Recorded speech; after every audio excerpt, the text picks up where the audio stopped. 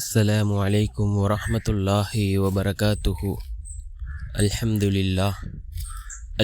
لله الذي نحمده ونستعينه ونستغفره ونؤمن به ونتوكل عليه أما بعد.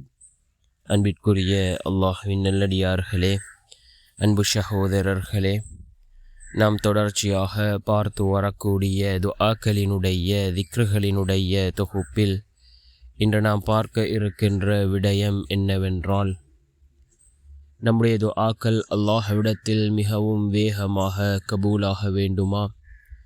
நாம் கேட்கக்கூடிய துஆக்கள் அனைத்தும் அல்லாஹ்விடத்திலே அங்கீகரிக்கப்பட வேண்டுமா? நாம் இந்த துஆவை ஓதி அல்லாஹ்விடம் பிரார்த்தனை செய்தால் அல்லாஹ் ஜல்ல சுப்ஹானஹு வ தஆலா நம்முடைய துஆக்களை கபூல் செய்கின்றான். நம்முடைய துஆக்களுக்கான பதிலை அல்லாஹ் வழங்குகின்றான். அப்படிப்பட்ட மிகச்சிறந்த ஒரு துஆவை தான் நாம் இன்றைய வீடியோவில் பார்க்க இருக்கின்றோம். அன்பார்ந்த சகோதரர்களே, அல்லாஹ்வின் நல்லடியார்களே, ரசூலுல்லாஹி ஸல்லல்லாஹு அலைஹி வஸல்லம் அவர்கள் நமக்கு பல துஆக்களை கற்றுத்தந்திருக்கிறார்கள். இந்த துஆக்களை ஓதி நாம் அல்லாஹ்விடத்திலே கையேந்தினால் நிச்சயம் அல்லாஹ் நம்முடைய துஆக்களுக்கு பதில் வழங்குகின்றான். இவ்வாறு பல துஆக்கள் இருக்கின்றது. அதிலே மிக முக்கியமான ஒரு துஆ. இந்த துஆவை நாம் யக்கீனோடு இஹ்லாஸோடு ஓதுவோம். இதனை ஓதியதன் பின்னால் கேட்கக்கூடிய துஆக்கள் கபூலாகின்றது. பல சிறப்புகள் இந்த துஆவிற்கு இருக்கின்றது. அந்த துஆவை நாம் இப்பொழுது பார்க்கலாம்.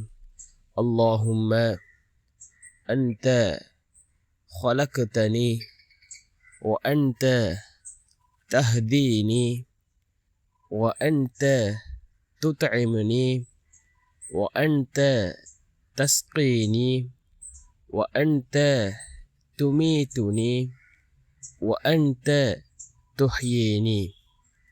اللهم أنت خلقتني وأنت تهديني وأنت تطعمني وأنت تسقيني وأنت تميتني وأنت تحييني என்று வரக்கூடிய இந்த துஆவை ஓதியதன் பின்னால் கேட்கக்கூடிய துஆக்களை அல்லாஹ் கபூல் செய்கின்றான்.